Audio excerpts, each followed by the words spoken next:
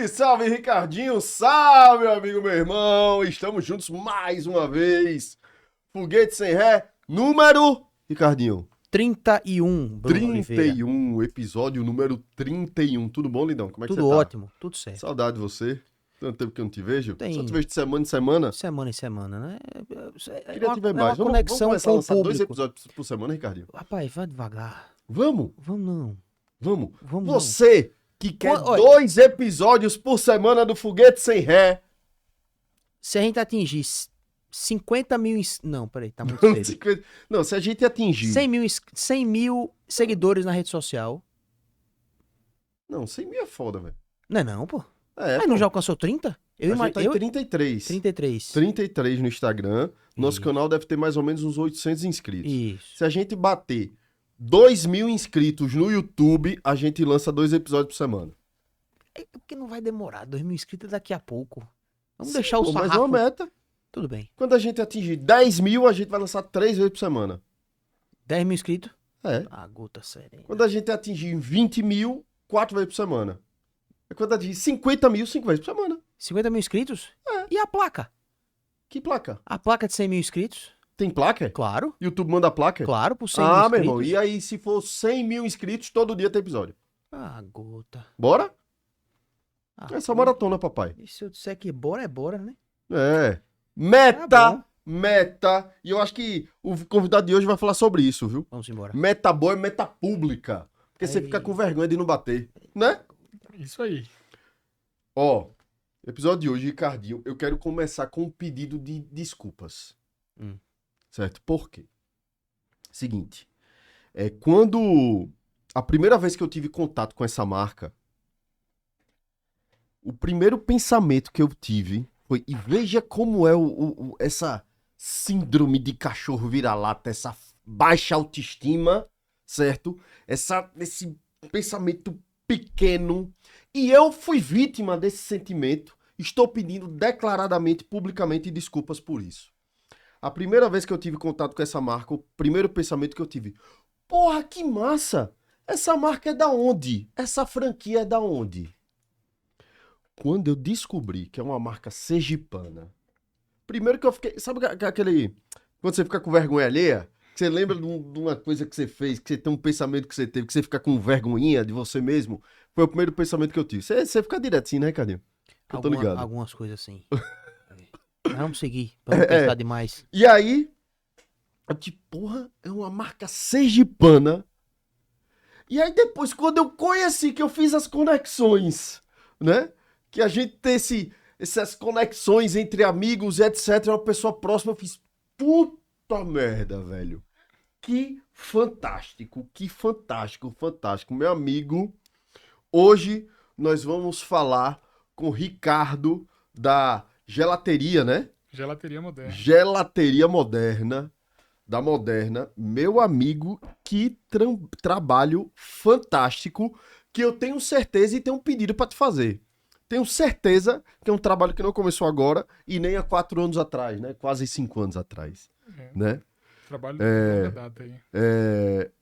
Queria que hoje é dia de aula, senhoras e senhores, peguem o bloco de notas, peguem um caderninho, peguem a caneta, que hoje é dia de aula. Ricardo, meu amigo, muito bem-vindo e muito obrigado aí pelo seu tempo, pela sua disponibilidade, dentro de todas as suas atribulações. Muito obrigado aí pelo seu tempo, velho. Obrigado mesmo. Valeu, Bruno. Obrigado aí por me receber. É sempre satisfatório poder contar um pouco da história, que às vezes as pessoas não sabem, né, como é que funciona. Falar com o meu xará aqui também, né, Ricardo, que tá aqui acompanhando. E assim, é uma história de desafios, né, que as pessoas às vezes não conhecem e eu aceito seu pedido de desculpas e digo para você que ela é muito comum, viu? As pessoas têm muito essa percepção de achar de que a empresa, que a Gelateria Moderna é uma empresa que veio de fora, né? Porque ela, de fato, a gente se preocupou com diversos pontos que normalmente o empresário não consegue focar tanto, né? E a gente teve essa cautela aí no momento da abertura, porque a gente se preparou, né, para acontecer, né? A Gelateria Moderna, o projeto dela, até ela virar realidade, foram quase 4 anos de estudo e preparação da minha parte, né? Viajando muito, estudando muito, fazendo cursos. enfim. E toda uma história que Pegando chega para chegar referência, até pegando background e referência, tal. exato, aqui no Brasil, no exterior, em vários lugares e aprendendo sempre, né? E tendo a humildade de sempre observar e de sempre olhar com um olhar que não é que eu vou copiar o negócio dos outros, é o que é que eu não quero fazer no meu, né? Isso aí é uma coisa que Fantástico. eu normalmente tenho para mim. Então, eu sempre que avalio, que eu analiso uma possibilidade, eu sempre olho também ao contrário para dizer, ó, isso aí não quero fazer no meu, eu quero fazer diferente, eu quero atingir uma expectativa maior do cliente, né? E trazer a experiência para ele de forma única. Então, eu acho que a gelateria moderna ela é resultado de uma série de estudos e preparações e o principal, as aplicações disso, né? Você não Com adianta nada certeza. se preparar e não colocar em prática. Então, a gente foi bem feliz aí nesse projeto porque a gente fez o dever de casa, digamos assim. Teve uma coisa que você falou aí que você abre aspas, né? Alguns empresários não, não prestam atenção, não se preocupam e etc. Hum, É, o- o- Obviamente que pelo meu background, pela minha formação que é onde eu presto atenção, né? Quando eu tenho contato com as marcas, com os negócios. Primeiro, o que eu vi foi um projeto de branding fantástico, feito aqui em Aracaju. fantástico. Feito aqui em Né? Aracaju, Quem foi que inclusive. fez? Foi a Ruma Criativa, do Glauber. Porra, que É, massa. é, Que massa. Glauber é foda, velho. é. A gente foi feliz nas escolhas das equipes que comporam o projeto, né? Desde das meninas de arquitetura, que foi Maria Hora, o escritório de Maria Hora na época, Lisier, Carla, é, é, esqueci o nome da outra. Depois eu me lembro. E a gente foi muito feliz porque existia uma sinergia muito grande dentro de uma modernidade, né? O próprio nome da Moderna já traz um desafio muito grande de você modernizar, né, a marca e mesmo assim trazer uma história dela junto com isso, né? Afinal, algumas pessoas me perguntam, tem lá da logomarca da gente desde 1959 e eu não sou tão velho assim, né? E a gente não abriu assim. A Moderna tem uma história lá atrás, quando a gente for chegar nesse momento eu vou falar um pouco mais sobre ela. E era um desafio muito grande trazer juntar o nome com a realidade atual, onde as pessoas se preocupam mais com qualidade dos produtos, com qualidade do que consome, que ingredientes consome, onde ela quer chegar numa loja e ser bem atendida, e ser atendido rápido, e ter um autoatendimento, e ter um aplicativo, e ter uma coisa que faz parte do contexto atual. Então a gente tentou se preocupar em cada um desses tópicos aí para poder trazer a experiência mais completa para o cliente. É porque tem um impacto muito grande de branding, né? O brand foi Tem o, bem. e quando eu Existe a falo paleta de branding, cores da Moderna, ela é pensada com os ingredientes que a gente usa, né? O vermelho é o morango, o marrom é o chocolate, o verde é o pistache. Tem a ver com. receba sua aula, papai. Tá anotando, né? Tá anotando. E quando eu falo de brand, eu não tô falando somente da marca em si. Eu tô falando dessa conexão muito grande entre a comunicação, a identidade visual e a arquitetura também, Isso. né? Tem uma Foi feito conexão em muito conjunto, e foi longa. feito em Né? conjunto, Tem uma, proposital. muito longa, tem uma conexão muito grande e isso me impactou demais. E também diversas pitadas de tecnologia na experiência do cliente dentro do processo de compra, né? E aí até o cheiro da loja foi pensado, né? Você chegar lá e sentir o cheiro da casquinha sendo assada na hora. Aí a gente tenta envolver e faz isso com bastante cuidado o cliente em todos os aspectos. Seja no visual, com a loja muito bem apresentada, seja no visual do produto, que ele é feito com muito cuidado.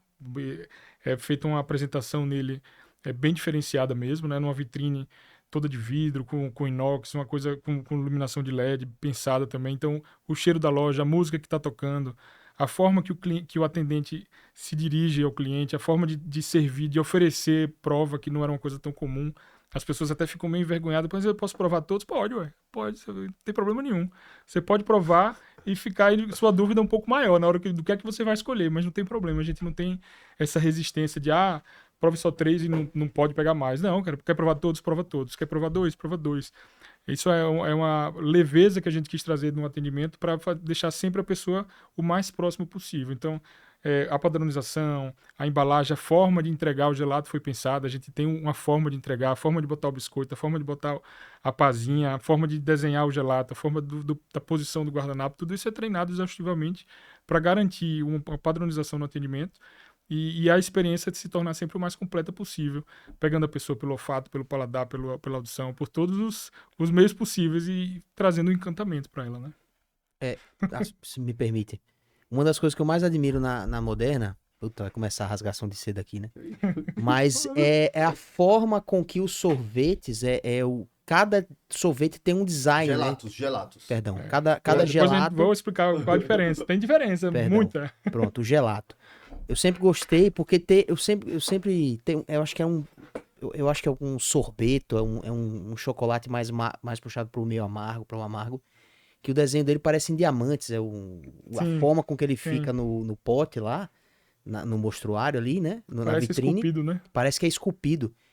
Também, obviamente, a resposta também é pensado, né? Também é pensado. Cada forma, cada chocolate, desculpa, cada gelato tem a sua forma sua forma de ser feita. de escultura ali pra ficar sendo. Tem sempre uma padronização, uma forma de apresentação.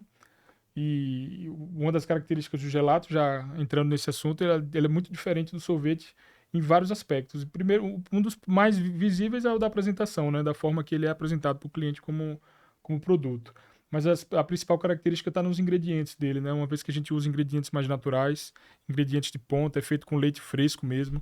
Diferente dos sorvetes industrializados, dos sorvetes de antigamente, que existia muita química, existe todo um cuidado muito grande dentro do processo de fabricação do gelato para garantir que ele tenha uma cremosidade, para garantir que ele tenha uma consistência adequada.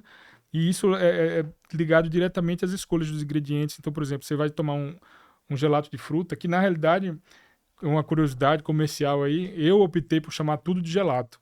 Mas tecnicamente o que é feito com água se chama sorbet.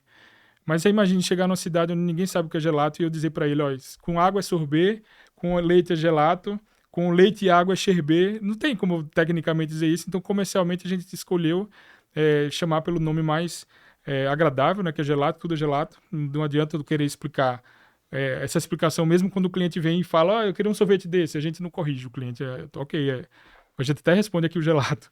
Mas é muito comum o cara estar na frente da gelateria fazendo um filme. Eu tô aqui na sorveteria moderna, não tem problema. A gente não corrige isso. A nossa origem é de sorveteria. A gente mas a nossa proposta enquanto gelato é trazer um produto mais saudável, sem produtos químicos, sem corantes. Você vai tomar um gelato de fruta de morango, é morango mesmo, 50% morango. O resto são água, açúcares e uma goma vegetal. A gente não usa emulsificante, a gente não usa gordura vegetal, a gente não usa nada disso.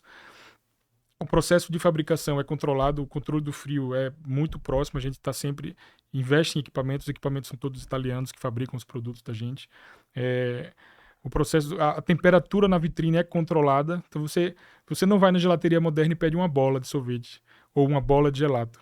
A gente vende por sabor, né? É diferente um pouco porque a gente não usa boleador. Se você lembrar aí, na hora que você vai pedir o gelato, ela tem uma espátula lá que é uma espátula de gelato, e ela meio que desenha o gelato no seu copo ou na sua casca. E ela só faz isso pela consistência do gelato, ele é mais mole. Por que ele é mais mole? Porque ele é servido numa temperatura mais quente, e a temperatura mais quente faz com que ele fique mais maleável, e quando você bota ele na boca, ele não congela o seu paladar, então o sabor ele fica muito mais intenso. Então você junta a qualidade dos ingredientes melhor, você junta a temperatura de serviço mais quente, e você tem outro aspecto também da fabricação do gelato, que é a baixa incorporação de ar. Se você pega um pote daqueles que você compra no supermercado aí e bota em casa, normalmente ele tem 2 litros de volume e pesa 1 quilo, porque 100%, metade dele é ar. A indústria injeta ar nele para ele ficar... Tanto é que quando ele derrete ele vira uma espuma esquisita, né? Porque ali tem muitos químicos para manter ele. Não é o caso do gelato. O gelato ele vai provavelmente derreter muito mais rápido, porque eu não tenho nenhum componente químico ali para segurar a estrutura dele. E é por isso que ele tem que ser sempre consumido fresco e de forma rápida. Então, juntando tudo isso, por ele ter menos ar, ele tem de 20% a 30% de incorporação de ar, porque ele é congelado batendo, naturalmente se incorpora ar. E aí ele tem mais densidade. Então, quando você bota um chocolate na boca, como ele falou ali, você sente o sabor dele muito mais intenso, e isso deixa a experiência do cliente ainda muito mais diferenciada, e é por isso que ele se apaixona logo de cara. Quando ele toma o primeiro gelato, ele não quer mais saber dos antigos, não. Não. Meu irmão, que foda. Ô, Ricardo, me diz uma coisa, velho. Isso é tudo da sua cabeça, bicho? Cara, Obviamente que por trás de um resultado como esse, existe toda uma equipe trabalhando, né? A gente tem várias pessoas, tem o pessoal de produção, tem sorveteira, tem uma engrenagem muito grande para garantir processo isso. assim, por exemplo. Qual foi a primeira unidade, a primeira loja? Então, na realidade, a minha primeira sorveteria foi em 2011, né? Eu comecei com a Sorvetino, que é um quiosque de sorvete expresso, aqueles sorvetes tipo McDonald's, no Shopping Premium. A gente abriu junto com o Shopping Premium e foi um sucesso muito grande na época. A gente conseguia sobreviver muito bem lá no shopping, filas muito grandes. Aí, depois que o shopping foi maturando, chegou Burger King, McDonald's, Bob's, todo mundo ao redor da gente e a gente sempre cheio, porque a gente tinha produtos diferenciados. Depois eu abri a segunda unidade no Shopping Peixoto. Mas isso é herança do seu avô e tal. Na minha família, meu Mas avô isso- teve a sorveteria moderna de 1959 até a década de 70, até 1972, mais ou menos. Chamava fechou Sorveteria 70, Moderna. Foi, fechou. E você que resgatou. Eu resgatei essa história da família, né? Eu também tive a graça de poder ter uma história para fazer o storytelling da gente, né? De Eu ter... vou embora, velho. Ô, Ricardinho, pode desligar o episódio aí. Valeu, galera. Valeu, obrigado, fui, tchau. Meu amigo. É. Tá ouvindo, bicho? Que aula do cacete, velho. E eu achando que eu faço alguma coisa massa, velho. Eita porra, velho. Você nasceu quando? 84, 38 anos. Ricardinho, bicho. A sorveteria do avô dele fechou em 1970. Ele nasceu em 1984. O cara resgatou. Então, vocês têm noção do que tá acontecendo aqui hoje, não. O cara resgatou a história, a marca da família por conta do storytelling da parada, velho. Aí você, meu amigo, olha, caderninho pra você anotar. Hoje é aula. Episodião, Ricardinho. Episodião. Cacete, velho. Você abriu quando? A primeira unidade. A primeira unidade Moderna. da Moderna foi em novembro de 2018. 2018. Faça aí, Ricardinho, uma conta. Que é uma hora dessa. Em 1970 até 2018. Não faça isso comigo, não. 59 anos depois. 59 anos depois, Pronto, ainda bem que ele respondeu. Bicho. o cara resgatou a história da família. Tava suando Desculpe frio, tem que fazer desculpe a matemática. pergunta. Seu avô já Já faleceu? já falecido. Ele faleceu quando? Ele faleceu tem 15 anos, mais ou menos. Ele não Ele não conheceu. viu isso Não acontecendo. viu. Tá vendo de onde ele estiver, né? Mas não pôde estar Em presente. terra, né? É. Meu irmão, que negócio, meu.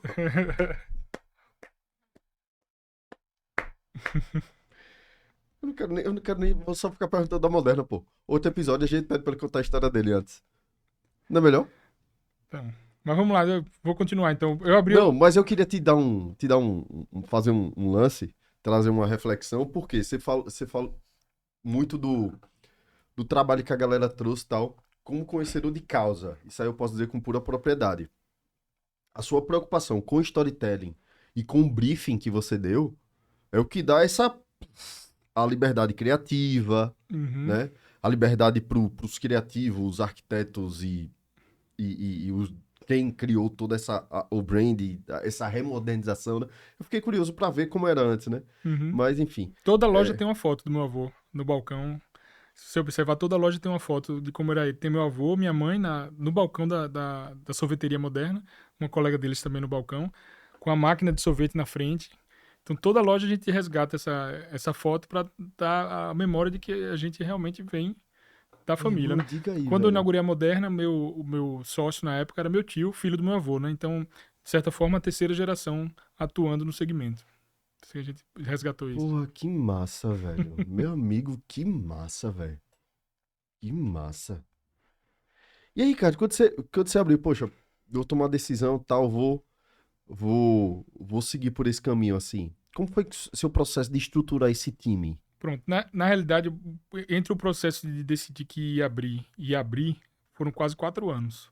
Mas já tava rolando a operação da outra marca de sorvete? Tava rolando a operação da outra marca. A outra marca era um segundo trabalho meu, eu era executivo de uma empresa, né? Aham. Trabalhava muito fora, viajava muito. Sempre viajei muito, já fui em 38 países e sempre com o olho do que é esse mercado. Então é um mercado que eu sempre acompanhei de perto. Desculpa, Ricardo, mas é só pra estimular a galera que tá acompanhando a gente a importância de construção de background e repertório. Mas vale.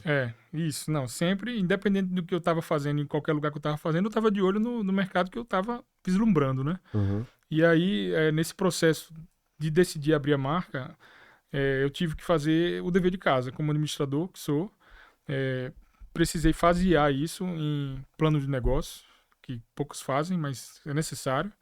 Fiz pesquisa de mercado aqui para Aracaju para entender, porque naquele momento outras gelaterias já tinham passado por aqui. E naquele momento era difícil você visualizar se o consumidor estava disposto a pagar mais, até o dobro do que as sorveterias de bairro costumam cobrar. Então a gente fez pesquisa de mercado, a gente atuou muito em cima de estratégias para poder tentar sempre ter aqueles problemas já resolvidos de antes, né? Então, dentro do processo de estudo, inclusive da concepção do produto, eu estudei para pular a indústria que fornece para todas as sorveterias em geral. Então, para ser um pouco mais Você rápido estudou nessa pra explicação. pular? Pular. O exemplo que eu posso dar mais prático é o seguinte: normalmente uma sorveteria ela compra de uma indústria um pacote lá de um sorvete, sabor, chocolate. E aí tem lá um monte de produto ali dentro. Eu pulei esse cara, eu não compro da indústria isso. Eu fui lá e disse, o que é que tem aqui dentro que pode ser útil para mim? Aí eu fui lá e tem açúcar, tem outro tipo de açúcar, tem o cacau, tem outra coisa. Aí eu compro isso direto. Eu E não como é que tenho, você eu não, tirou porque eu de onde faço você isso tirou para esse garantir insight? que eu não tenha um produto industrializado dentro do negócio. Obviamente tem algumas exceções, por exemplo, a Nutella. Nutella é Nutella, cara, eu não tenho o que fazer, vou comprar Nutella. Mas os ingredientes como insumo, enquanto insumo, eu vou na ponta final e pulo esse meio do caminho, que normalmente é onde faz com que o produto caia de qualidade. Porque o cara da indústria lá, ele quer volume, ele vai meter Uhum. químico dentro, ele vai meter o que for de ruim. E eu não quero isso, eu quero o produto de qualidade. Então, eu vou fazer um gelato de pistache, eu compro o grão de pistache, eu torro o pistache, eu transformo ele em pasta, e em pasta eu faço o gelato de pistache. Normalmente o cara que não tem esse conhecimento a fundo, ele vai lá e compra ou um pó sabor pistache ou um balde sabor pistache lá, faz a mistura dele e já sai o sorvete. Então, por isso que existe uma diferença muito grande na qualidade e no conceito do produto. Eu voltando aí do desenvolvimento da marca, então a gente fez tudo isso e se preparou para abrir. Você perguntou de montar a equipe, não foi? A mesma coisa. Não, só me recorde, Ricardo. Qual foi a primeira unidade? A primeira unidade foi a da Hermes Fontes, no Alameda Mall, Ah, certo, ok. em Beleza. novembro de 2018. Certo. Né? E, enfim, a gente se preparou e quando a gente abriu, foi Eu lembro que de montar equipe, né? de montar a equipe. Eu já tinha tido experiências de varejo e já tinha experiência de sorveteria, né, antes. Então eu tentei ao máximo em- colocar já de cara na empresa uma cultura organizacional, uma forma de pensar, a forma dos atendentes se portarem. Essa E, tá sendo. Desculpa, viu, cara? Porque eu tenho que. Essa tá sendo. Qual operação, assim, sua? É a terceira operação, quarta operação, quinta operação? a, a da Hermes Fontes, Não, a moderna em si.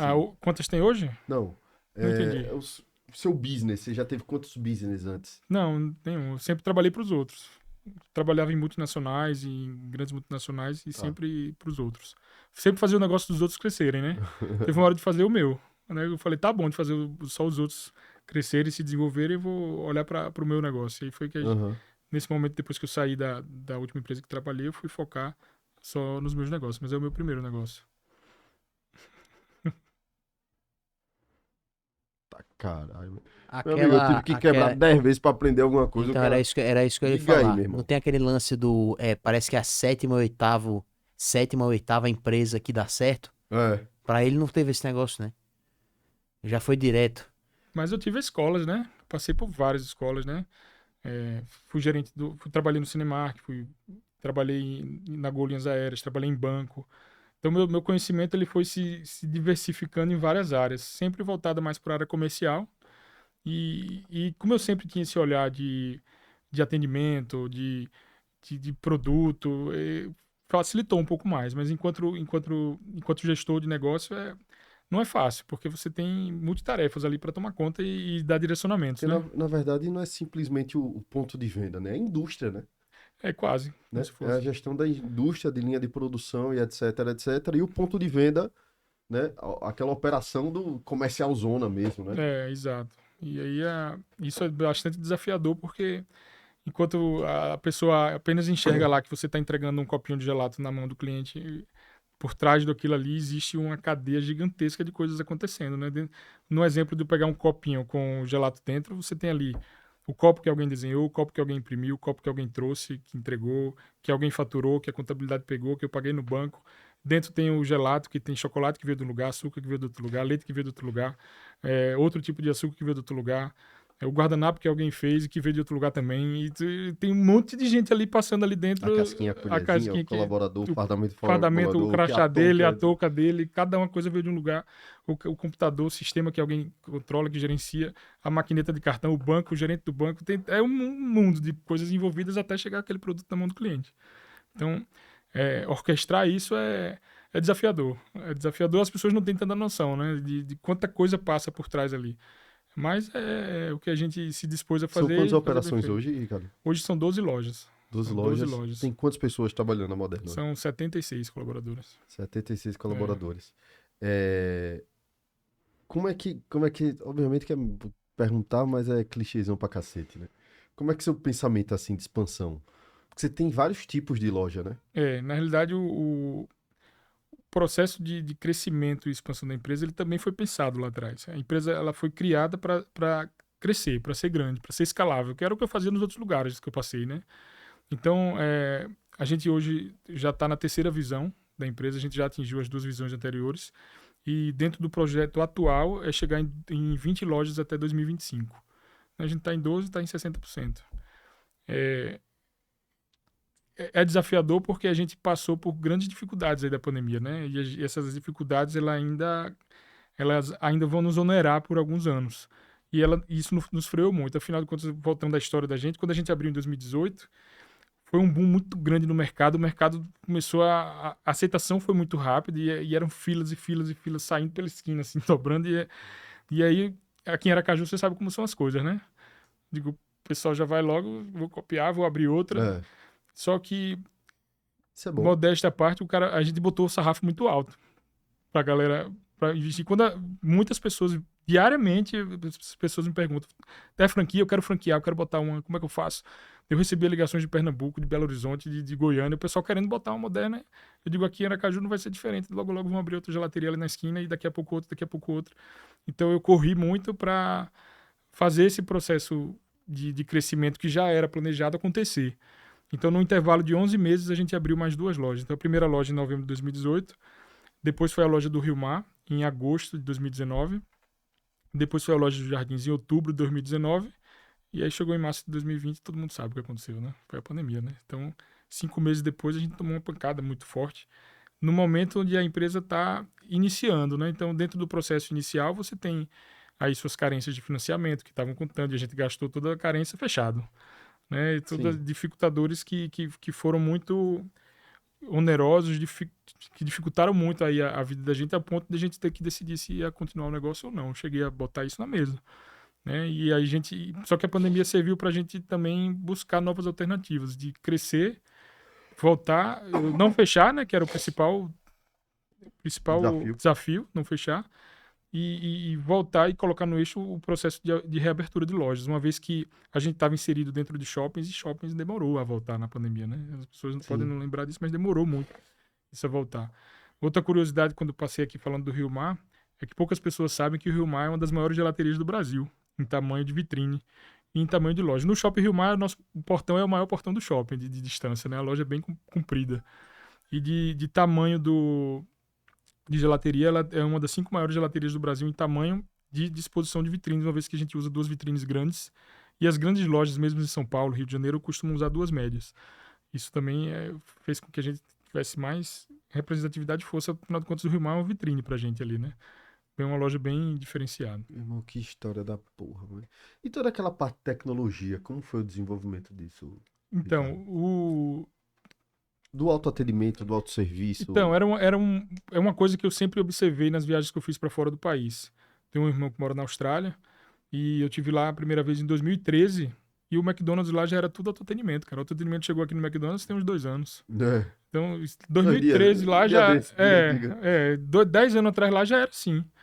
E aí eu sempre observava o desenvolvimento disso em cada viagem que eu fazia. Quando eu chegava nos Estados Unidos, eu já percebia, a loja ali tem 10 PDVs, 5 já são autoatendimento, 5 não são. Aí na outra tinha 4, às vezes era mais autoatendimento do que caixa, e eu comecei a perceber que isso ia virar uma tendência de fato. Então, desde das primeiras lojas, eu já tentei ao máximo incluir isso como parte do projeto, porque eu sabia que isso ia ser uma tendência e de fato é, né? Obviamente não no segmento ninguém costumava ter autoatendimento para gelaterias. Acho que no Brasil, desconheço se alguma teve antes da gente. Hoje eu sei que já tem. Mas a gente tentou colocar isso também como forma de mostrar que a gente era moderno. Que a gente era diferente, Sim. né? Então o autoatendimento ele veio com esse viés aí. Além de Mas atender como foi e o ajudar a gente. desenvolvimento disso, assim? Quem foi Então, que desenvolveu? aí eu busquei alternativas, né? A gente usa sistemas de relevantes nacionalmente, né? Para poder garantir que a gente tivesse uma retaguarda que deixasse isso acontecer. Então, A experiência do usuário? exato. Na experiência do usuário, o tempo de conversão da venda. Inclusive, o autoatendimento é um excelente vendedor. Os números dele, às vezes, é melhor, às vezes, até do que o colaborador no caixa. Então, a gente acompanha de perto mesmo os números. Você tem uma vontade de deixar 100% o autoatendimento? Eu acho que 100% não, mas eu tenho certeza de que tem muito espaço para ele crescer. E eu acompanhei isso em outros momentos onde eu trabalhei em outros lugares. Quando eu trabalhei na Gol Linhas Aéreas, eu trabalhei lá por 4 anos, foi quando começou a fazer o check-in por autoatendimento e começou também o check-in por celular. E aí era muito engraçado ver os números, porque passavam 6 meses, o check-in eletrônico, que chamava, representava 5%. Aí passava mais 6 meses, 15%. Passava mais 6 meses, 30%. E era muito exponencial, assim. Tanto é que quando eu saí no final, já era quase 70% já era eletrônico. Então hoje já deve estar muito próximo do 100%. Eu acho que talvez nem faça mais, né? Você chega lá para fazer, você já é direcionado, Rapaz, sem nem perceber, para que faça tudo você mesmo, né? Fui viajar tem uns 15 dias. E aí eu não fiz o check-in no celular. Quando cheguei no aeroporto, não tinha ninguém, pô, no guichê. Tá vendo? Aí eu fiquei uns 30 minutos procurando. Shit, eu já perdi o voo. Diga aí, pô. Então isso Ricardo, me diga uma coisa. A gente falou muito sobre produto, sobre experiência do cliente, sobre essa preocupação com detalhes, etc, etc. E aí eu tenho duas perguntas assim que eu acho bem importante para quem está acompanhando a gente. Por quê? Porque não é só falar da sucesso das coisas boas, deram tudo certo, etc, etc. É o seu primeiro negócio, né? De fato, como que você falou. É, Que aprendizados você teve dentro, quando você virou essa chavinha? Você deixou de ser CLT e tal, trabalhar para os outros para começar a empreender. O que é o grande aprendizado, assim? Quais foram os grandes desafios, as cagadas que você fez? Puxa, errei isso aqui, que não sei o que, eu tenho que vir, né? veja, Queria entender isso, assim. na realidade, como eu vim de empregos de posições que eu ocupei, a maior parte delas de gestão ligada a atendimento, ligada a varejo, eu tive um bom background, uma boa preparação para poder encarar o negócio próprio, né? E eu acho que, sim, o maior desafio eu acho que você lidar com as pessoas. Talvez é o maior desafio diário que a gente tem, porque por mais que você planeje desenvolvimento, por mais que você planeje números, por mais que você planeje projetos, faça projetos, sempre as pessoas elas vão lhe dar direções diferentes. Você nem sempre vão estar naquela expectativa do que você achou que ia acontecer. Então, assim, mas eu acho que o maior desafio, sei responder, acho que são as pessoas. Financeiro, acho que é o principal, uma vez que também tudo isso que foi feito não foi com muito recurso, ao contrário das pessoas pensam, né? Foi com muita coragem e aposta É muito e, crédito e também, muito né? crédito em banco e tudo mais para poder garantir isso. E, e dentro desse processo, a gente teve a possibilidade também de ter pessoas competentes nas equipes que a gente montou, de ter a ajuda dos colaboradores que passam diariamente em cada loja que a gente está. É o conjunto das coisas, né? De ter amigos que orientem, de ter profissionais que orientem. A gente tem consultoria financeira que nos acompanha, tem contabilidade robusta para poder dar direcionamentos. Então, sozinho, não foi sozinho, é o conjunto de atividades que a gente faz diariamente buscando é, atingir o resultado. Agora, amigos que aconselharam a gente nos momentos difíceis, né? Eu posso dar um exemplo, um grande amigo, chefe da minha esposa, que é o Dr. Luciano Barreto, é um entusiasta, inclusive, do negócio gelateria moderna. E quando eu tava pensando lá em fechar o negócio mesmo, que eu disse, paz, não vai dar certo, porque o, o tempo. A pandemia foi muito cruel com a gente, né?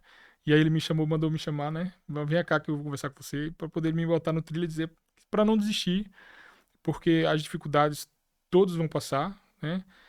Você ficou aí surpreso de, seu primeiro negócio. Não, é que, não existe isso de acertou de primeira. Na realidade, eu já tive também muitos reveses, ah, muitas dificuldades. Temos até hoje, né? Não se acerta sempre. Mas sempre você tem que tentar. Isso aí é uma coisa que a gente tem que ter isso como regra. Não existe segredo. É acordar cedo, trabalhar, ter uma rotina de executar o que se planeja. Muita gente pensa, muita gente quer, muita gente, eu sou doido para fazer isso, tá? Mas você fez o quê? Botou em prática o quê? Qual foi a mão na massa que você botou para isso acontecer? Normalmente é o que falta na maioria das pessoas que trazem pra gente vontades, né? Então as pessoas muitas vezes param na vontade, né? Eu queria muito crescer, eu queria muito desenvolver, eu queria abrir muito uma loja. Mas o que você fez de fato? Porque na maioria das vezes você nem precisa de tanto, você precisa só botar a mão na massa mesmo e fazer.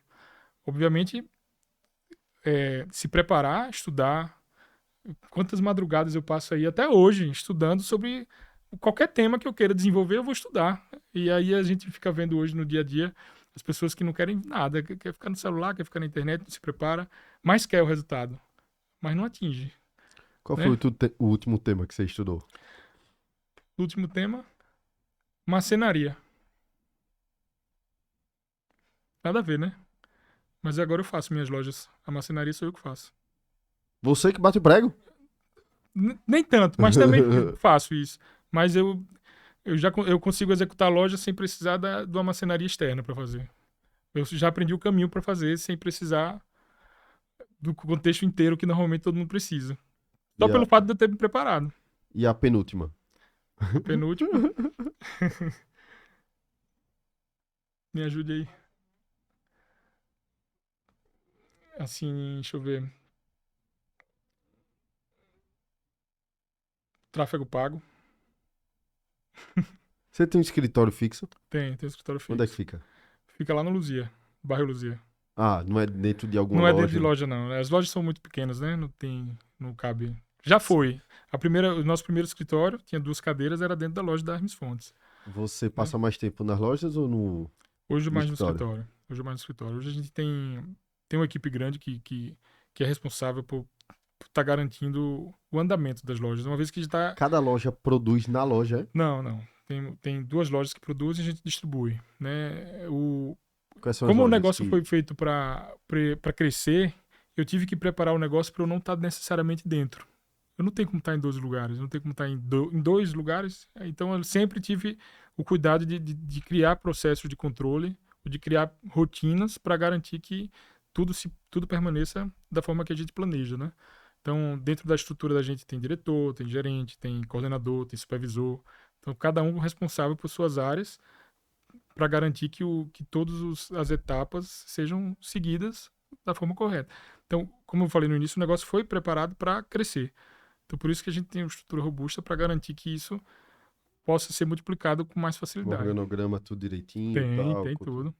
Tem tudo. Tem código de ética da empresa, tem organograma, tem POP. planejamento estratégico, POP, tem tudo. Tem tudo que tiver direito. Que foda, velho. Me diz uma coisa, na sua rotina, assim, você tem uma agenda bem definida, bem separada? Tipo, sei lá, hoje eu vou olhar para financeiro, agora eu vou olhar para growth, agora eu vou olhar para...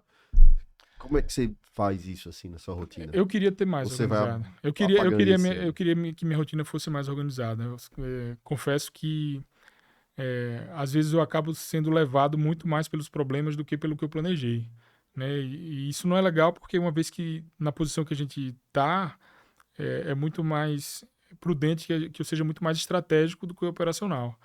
E é muito comum eu estar ainda preso em coisas operacionais tratando de assuntos que a gente tem a expectativa de que... Dê um exemplo, assim. Cara, tipo assim, enquanto eu tô analisando um contrato de um aluguel de um shopping que tem lá centenas de milhares de reais envolvido, o cara tá me perguntando aqui como é que faz para subir no telhado porque ele não tá chegando na telha e qual é a telha que ele tira. E, tipo assim, porra, bicho, resolva isso aí, né? Ou então a máquina apertou, tem um parafuso aqui, como é que eu faço para tirar o parafuso da máquina?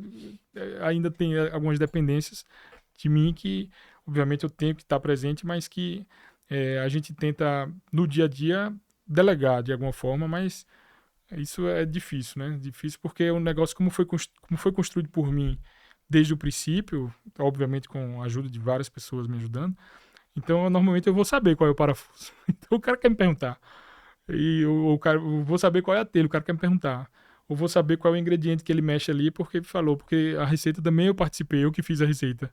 Então, eu fico muito preso dentro dessa parte operacional, porém, a gente tenta desenvolver processos e procedimentos para me tirar um pouco disso, uma vez que a gente tem que pensar que o negócio vai crescer, vai desenvolver, e eu não tenho como fazer isso. Então, eu tenho que garantir que a gente saiba quem faz, saiba quem vai fazer e saiba que fez.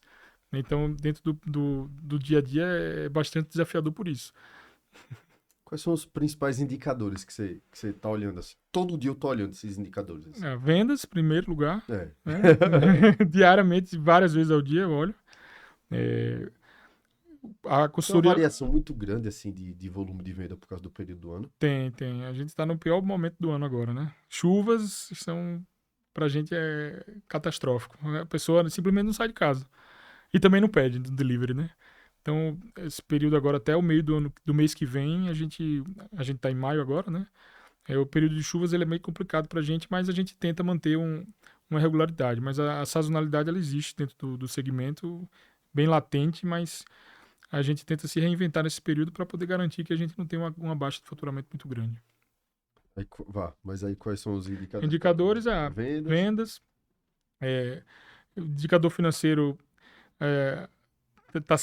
a gente sempre acompanha, né? A DRE ela é atualizada diariamente, onde eu tenho que verificar lá a margem de contribuição, EBITDA, tudo está sempre em cima para poder garantir que a gente tome as decisões corretas e dentro dos estudos que a gente faz, que a gente esteja de acordo com o mercado. Por loja ou por...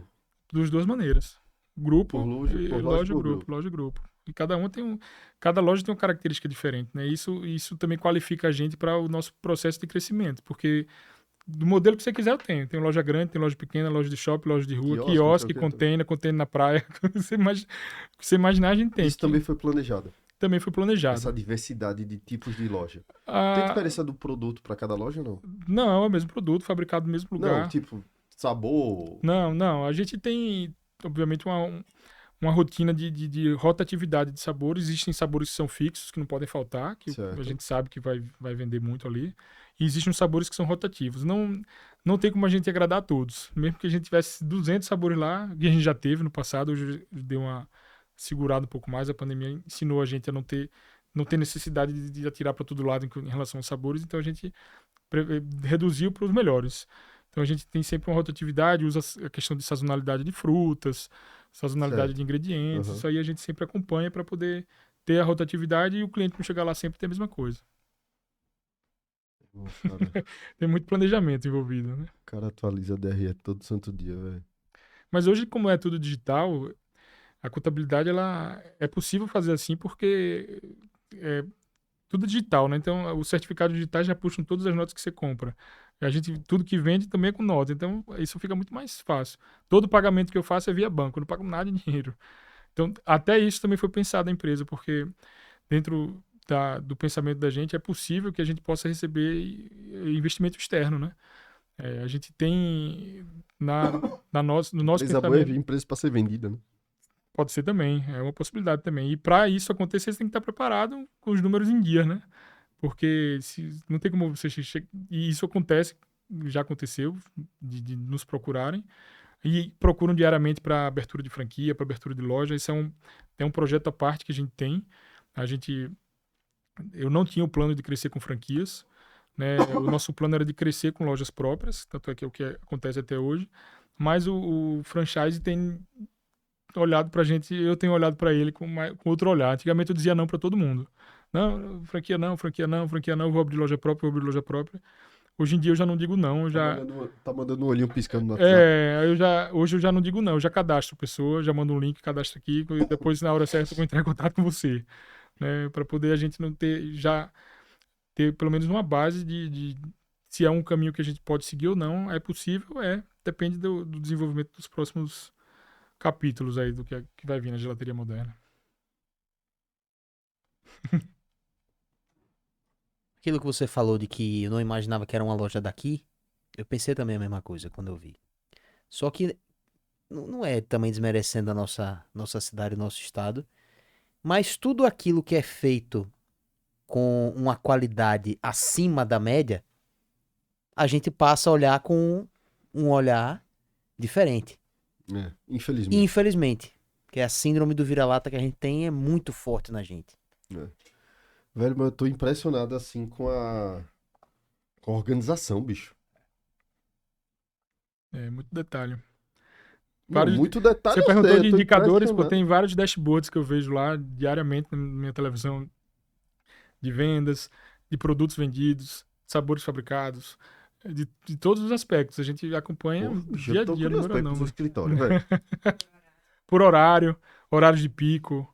Tô curioso mesmo, velho. Eu vejo no celular, pô, aqui eu pego o celular e abro tudo. Qual vejo é tudo. É da TOTUS, é o sistema da TOTUS. Hoje você já tem um RPzinho. É o sistema próprio que é para restaurantes, né? O que se encaixa mais com a gente. Mas que eu tô em negociação para virar o RP completo mesmo, né? A TOTUS veio pra gente porque ela vê pelo volume de transação que a gente faz, que já é compatível com Hoje você atende o quantos negócio. clientes, assim, por mês?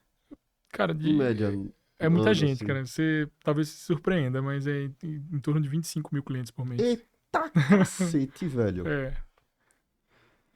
Em 12 Em lojas. janeiro a gente atendeu 33 mil pessoas. Aí a gente que tá... Foram 33 mil vendas. 33 mil gelatos, né? 33 E mil aí a gelatos. gente às vezes não tem essa noção. Um colega até brincou comigo. Você tem noção do que é isso, cara? São 2 batistões cheios, bicho, de gente. Imagine 2 batistões cheios, cada pessoa com gelato na mão, tomando gelato. Capaz. Então, ticket médio de quanto, Ricardo? Essa é a informação que eu prefiro ficar pra mim. É saber, o cara assim é de Mas eu posso lhe dizer um número bom. corporativozão pra cacete. eu posso lhe Eu nunca diria. Eu posso lhe dizer o seguinte, que ele é bem acima do normal pro segmento e que tem uma informação boa pra dar, assim, que é bem... que mostra a Eu vi ele grandeza. todo vermelho aqui. Mostra a grandeza do negócio é que provavelmente entre setembro e outubro a gente vai vender nosso gelato de número 1 milhão. Cacete, velho. É muita coisa. Pra Aracaju, né, cara? Senhoras e senhores. É. Velho, vamos lá. Eu quero abrir meu negócio hoje. Sim. Trabalhando, tal. Quero empreender. Certo? Procuro você pra um conselho.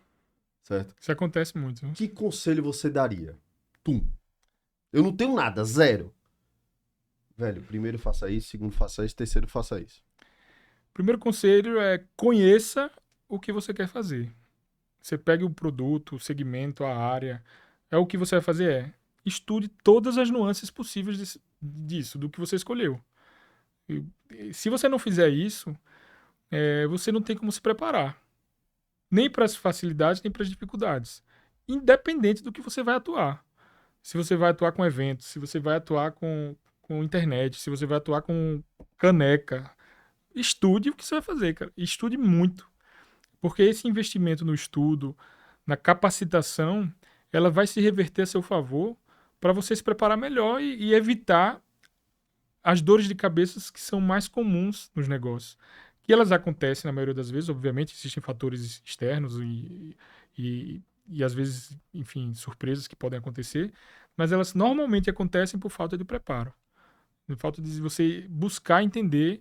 Quando você entende do início ao fim o contexto do negócio que você escolheu para você fazer, você vai fechar os ralos, né? Você vai direcionar a estrada que você quer seguir.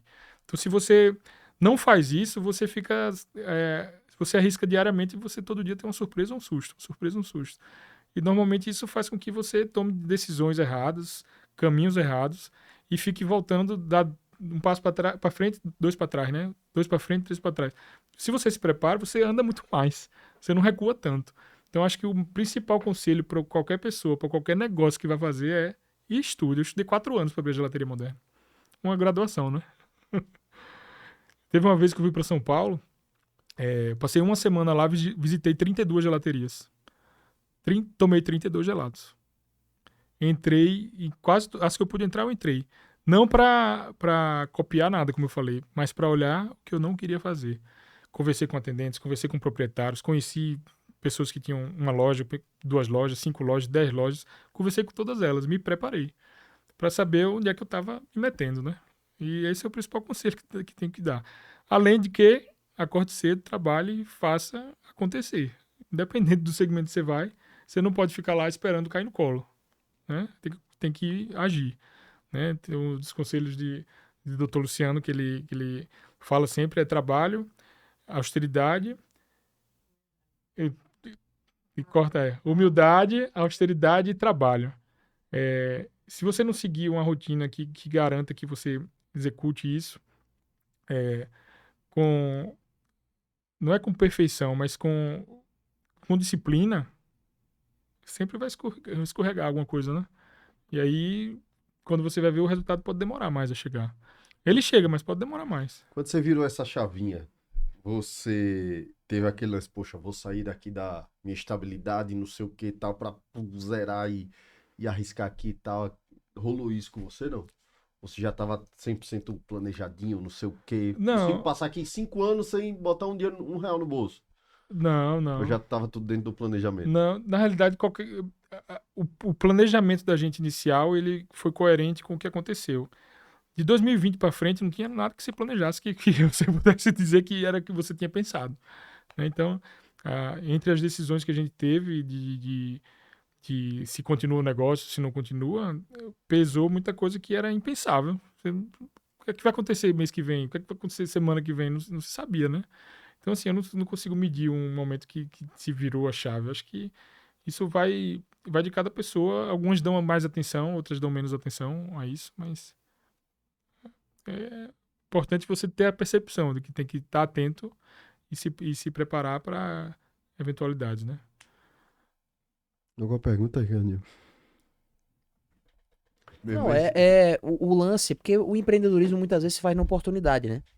É. A gente vê uma oportunidade que surge ali, uma brecha no mercado, um negócio que surge assim, que você pode fazer uso daquela lacuna que tem no mercado ali, mas no momento que você decidiu, o Ricardo, fazer, que inclusive Ricardo é irmão de Fábio, né, que já esteve aqui, tava aqui lembrando a expressão, é igualzinha de Fábio, já a cara de Fábio. Quando você decidiu trazer de volta o negócio da sua família, você viu uma brecha no mercado ou foi uma coisa que você disse assim, me desculpe se você já falou isso, mas foi uma coisa que me bateu agora, porque esse lance do empreendedorismo ser uma oportunidade.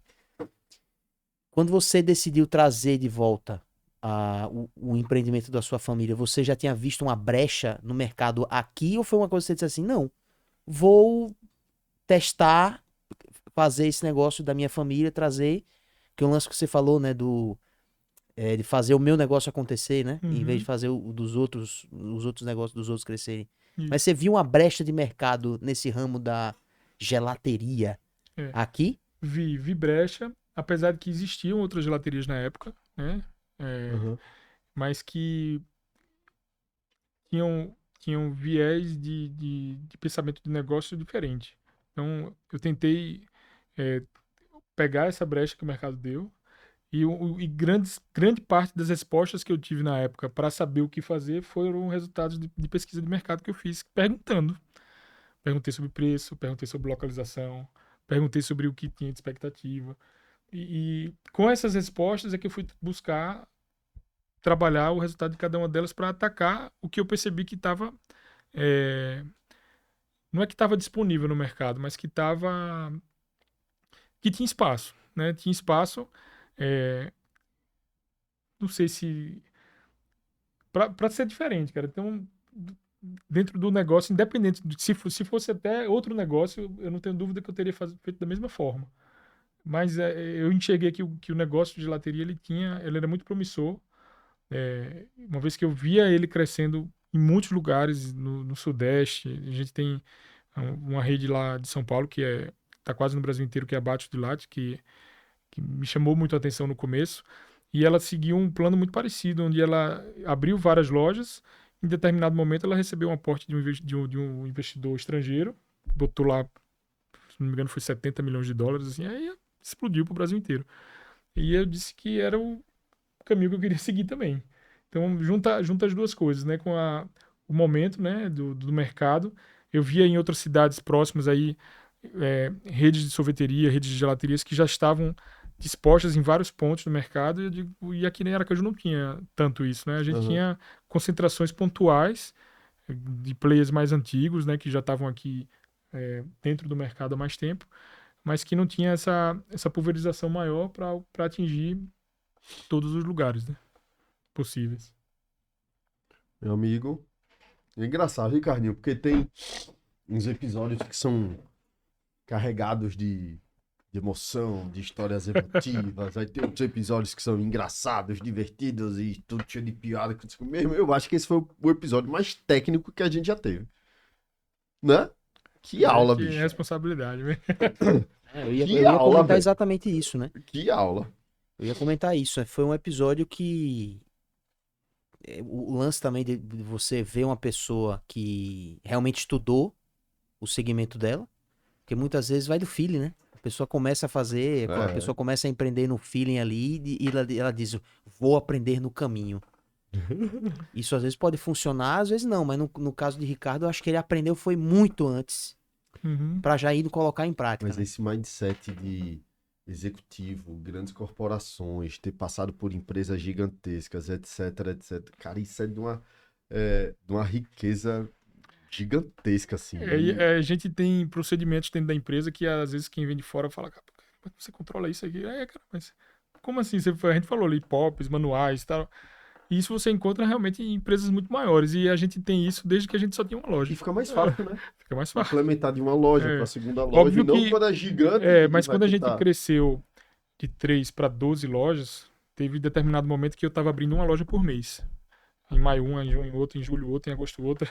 E aí existe a dor do crescimento, né? Que é chamada dor do crescimento, que faz com que você tenha que redesenhar muita coisa. Uma coisa funciona para 3 lojas, não funciona para 5, não funciona de novo, não funciona para 10, e quando chega em 12 você tem que ver de novo. Então nem sempre conforme planejou, porque são dores que vão aparecer quando as coisas vão acontecendo, né? Então você vai desde reestruturações de setores, aumento de capital humano de pessoas, ou contratação de sistemas para poder garantir que aquilo que Sim. você antes fazia na mão você não faz mais. Isso vai acompanhando e você tem que estar se desenvolvendo nisso, né?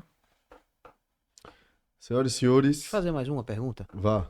Ô Ricardo, você tem alguma rotina de visitas das lojas? Então, hoje minha rotina tá mais devagar nas lojas. Eu tinha uma frequência muito maior. Mas a gente tem uma rotina da equipe tá rodando as lojas com muita frequência. E eles reportam todas as visitas que fazem, o que encontram, o que não encontraram, o que teve de não conformidade. Isso aí a gente faz. Mas infelizmente, eu não consigo mais ter a frequência de visitas como eu gostaria. Né? Eu até faço isso, mas quando eu faço isso, eu já em casa 10 da noite. Mas eu já saí 6 da manhã, 7 da manhã, aí o dia fica muito longo, eu tenho que me policiar, porque a gente tem que olhar para casa também, senão a esposa E no caso, volta, né? no Você sai de ca- casa que horas?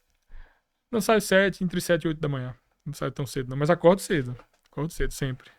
E no caso desses avaliadores que vão reportar para você, o quanto que eles são treinados por você para ter? Eles seguem um roteiro de pontos a serem analisados ou você tipo treina eles para ter o seu feeling lá dentro? Não.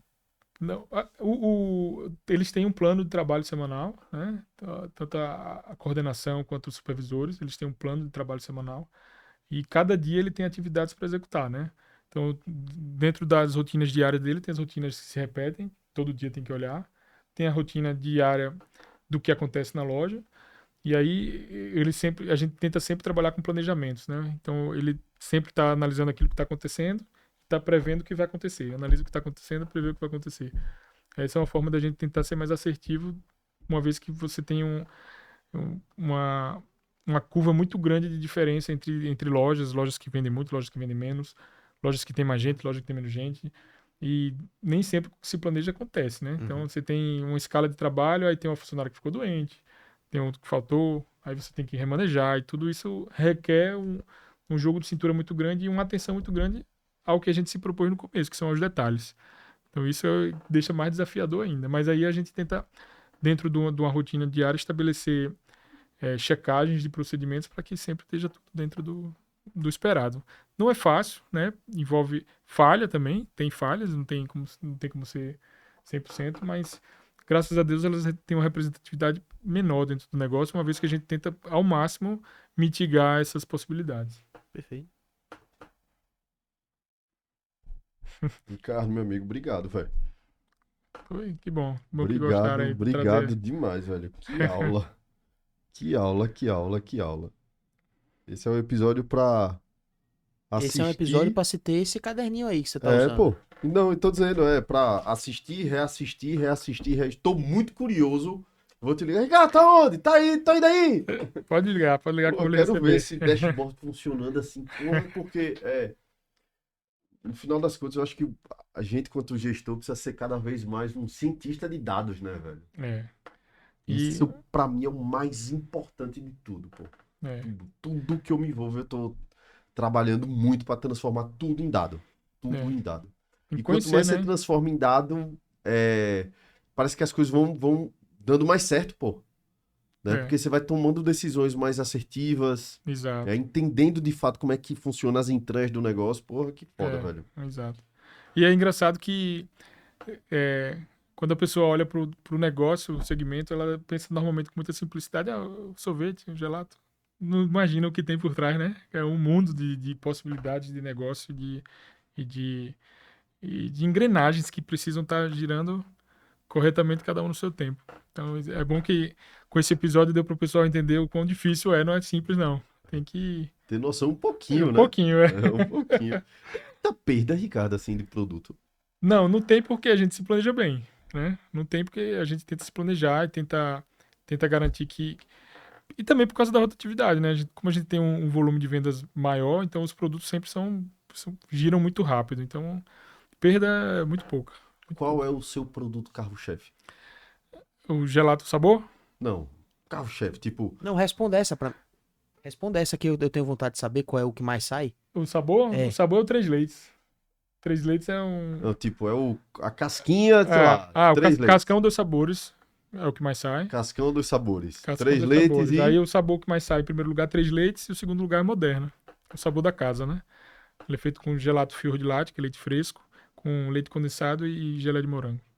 Esse aí é... Merda, eu tô com vontade de ir lá. Eu vou passar lá agora, pô. Tem um aberto. Tem 12 abertas nesse horário. Se você quiser, tá aberto. Que massa. Não, tem 11, uma tá fechada, que essa hora, à noite a do Estaleiro 79 fecha. Lá só funciona de dia, né? Tá na praia, tá na areia da praia, pô, tem que estar... Pô, bicho, vamos fazer alguma coisa junto, velho. Pô, quero aprender com você, velho. Eu tô à disposição às ordens aí, que precisarem. A gente Ricardo é bem parecido comigo, né, Ricardinho? Né? Aqui, meu irmão, isso aí deve ser um trator trabalhando, meu amigo. Tá louco, velho. É bem comum as pessoas me perguntarem como é que você aguenta, quer dizer, como é que você faz isso tudo? Tem que ter vontade. Organizado, planejando, não sei o quê. Oh, que massa, admiro demais gente assim, velho. Ricardo, obrigado, velho. Obrigado mesmo, cara. Que foda. Eu vou assistir esse episódio com meu caderninho aqui. Senhoras e senhores, mais uma vez, muito obrigado pela sua audiência. A você que está curtindo, compartilhando aqui no YouTube. Para você que está dando 5 estrelinhas em todas, Ricardinho, todas as plataformas de streaming. Não esqueça das 5 estrelas. Sou Bruno Oliveira, esse é o Foguete Sem Ré, número 31, com o Ricardo, contando a história da gelateria moderna. Valeu, obrigado. Fui.